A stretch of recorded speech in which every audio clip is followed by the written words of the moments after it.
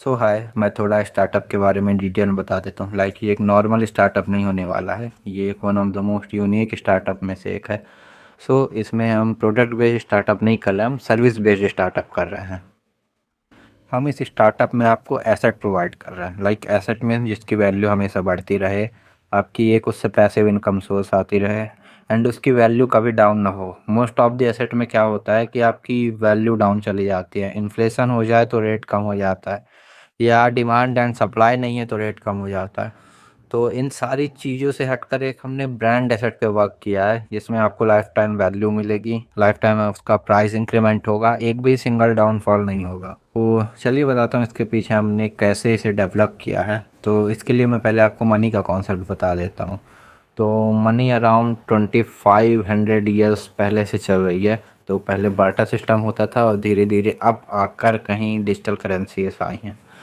तो 90s में online payment system आया, उसके बाद 2009 में क्रिप्टो आया, फिर 2014 में स्टेबल कॉइन्स आए, एंड 2020 में फाइनली गवर्नमेंट ने CBDC लॉन्च किया है, सेंट्रल बैंक डिजिटल करेंसी। तो ये जो करेंसीज हमें अभी रिसेंट में प्रोवाइड की गई हैं, इसमें प्रॉब्लम ये है, इसमें से एक भी करेंसी ऐसी एसेट करेंसी नहीं है जिसकी वैल्यू कभी डाउन ना हो, जिसकी डिमांड एंड सप्लाई में कोई फ़र्क ना पड़े। ऐसा कोई भी अभी तक एसेट करेंसी नहीं बनी हुई है। मैं एग्जांपल दूं तो उसमें स्टेबिलिटी का फैक्टर नहीं है कि वो करेंसी स्टेबल कैसे करेगी। पिछले कई किंगडम्स ने अपने खुद की करेंसी बनाने की कोशिश की है, बट वो आज डिसअपियर हो गई है। इसी तरह अभी भी जो रुपी चल रही है, डॉलर चल रहे हैं, इन्होंने खुद की करेंसी बना ली है एंड वर्ल्ड वाइड ये चल भी रही है, बट इसमें एक प्रॉब्लम स्टेबिलिटी का फैक्टर है। अब मैं इन सभी करेंसीज की बात करूं जो रिसेंट में लॉन्च हुई हैं, इनमें एक प्रॉब्लम ये है कि स्टेबिलिटी का फैक्टर आता है। डिमांड एंड सप्लाई अगर नहीं है तो प्राइस डाउन हो रहा है, करेंसीज का बढ़ रहा है, एंड ऑपरेटर्स इसे ऑपरेट कर पा रहे हैं, इलीगली ये यूज़ हो पा रहा है। एंड इसमें सबसे मेन प्रॉब्लम आती है स्टेबिलिटी की। उन्हें कितना पैसा प्रिंट करना चाहिए, कितना पैसा आगे मतलब गवर्नमेंट में बॉन्ड के थ्रू देना चाहिए, और इन सब में एक स्टेबिलिटी का फैक्टर आ जाता है कि वो एक मालूम नहीं रहता कितना प्रिंट करना है एंड कितना उसको सर्कुलेशन में लाना है। तो इस प्रॉब्लम को टैकल करने के लिए हमने वर्क किया इस एसेट करेंसी पे। इस एसेट करेंसी पे हम इन्वेस्टर्स को एक ऐसी चीज़ प्रोवाइड कर रहे हैं जिससे उसे पैसिव इनकम भी होगी और उसकी करेंसी भी रहेगी, मतलब उसके नाम की करेंसी रहेगी, एंड थर्ड थिंग हो गई उसकी वैल्यू लाइफ टाइम तक बढ़ेगी। ऐसी चीज़ में मतलब वर्क किया है जो कि एक्चुअल में एक एसेट करेंसी कहलाएगी। अब हम इसमें अपने इन्वेस्टर्स को माइंड करके डिजिटल करेंसी प्रोवाइड कर रहे हैं। इस डिजिटल करेंसी में उनको एक तो उनके नाम की करेंसी मिलेगी, सेकंड वन इज़ उनका बेनिफिट इसमें ये रहेगा कि जो भी उनकी करेंसी मार्केट में ट्रांजैक्शन के लिए यूज़ होंगी तो उसकी लाइफ टाइम ट्रांजैक्शन फ़ी नहीं आएगी वर्ल्ड वाइड के लिए। एंड थर्ड थिंग हो गया, करेंसी की वैल्यू हमेशा सिर्फ इंक्रीज़ होगी, इन्वेस्टर बाय इन्वेस्टर डिपेंड करेगी, बट वो सिर्फ इंक्रीज़ होगी।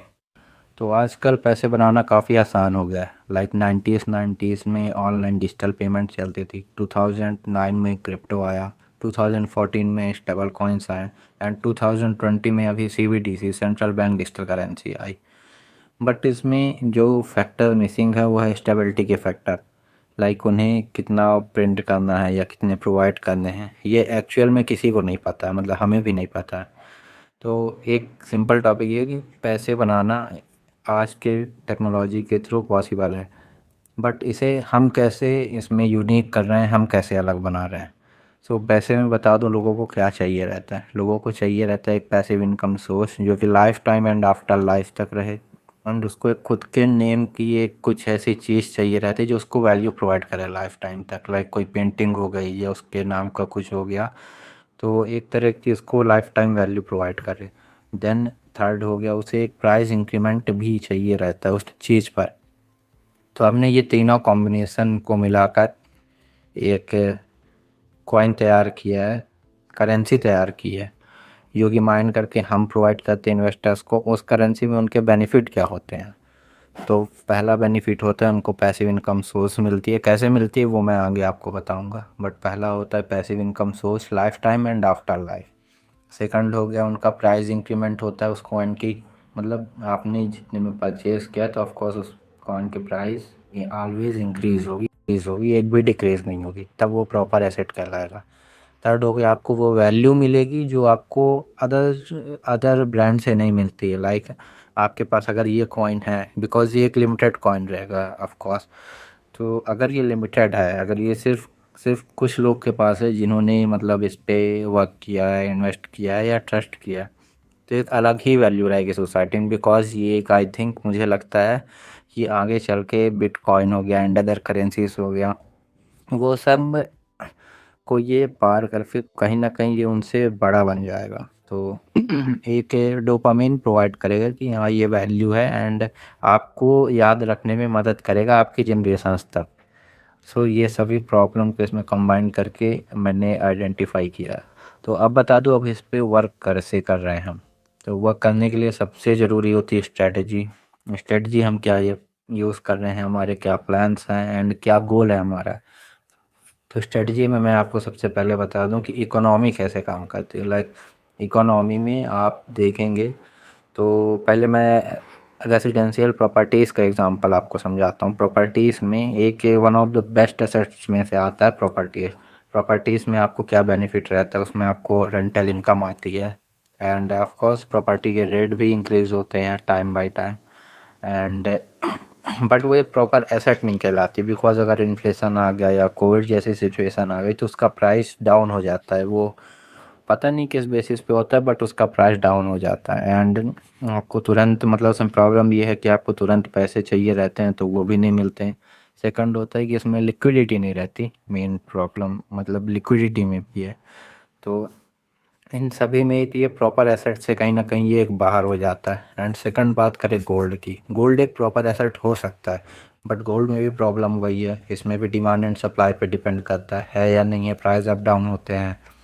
तो इसमें बेनिफिट सिर्फ होता है इन्वेस्टर्स का, जो कि मतलब इनके पास पैसे हैं, वो पैसे मार्केट में डाल रहे हैं, उसका प्राइस बढ़ रहा है, निकाल रहे हैं, ऑपरेटर्स का, मेन बोलो तो ऑपरेटर्स का। एंड थर्ड आपकी जो एसेट में आता है वो होते हैं आपके बॉन्ड शेयर्स, तो इन सब में प्राइस डाउन होता है। और इन तीनों एसेट्स में बता दो प्राइस डाउन जाना पक्का है कभी ना कभी, अभी नहीं तो कुछ टाइम बाद, देन फिर और।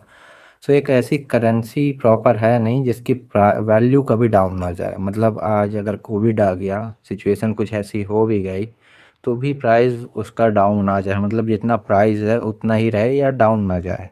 और बढ़ने की तो बाद में बात करता हूँ कि कैसे वो इंक्रीज़ होता है, इंक्रीजिंग फैक्टर आपको बाद में बताऊँगा।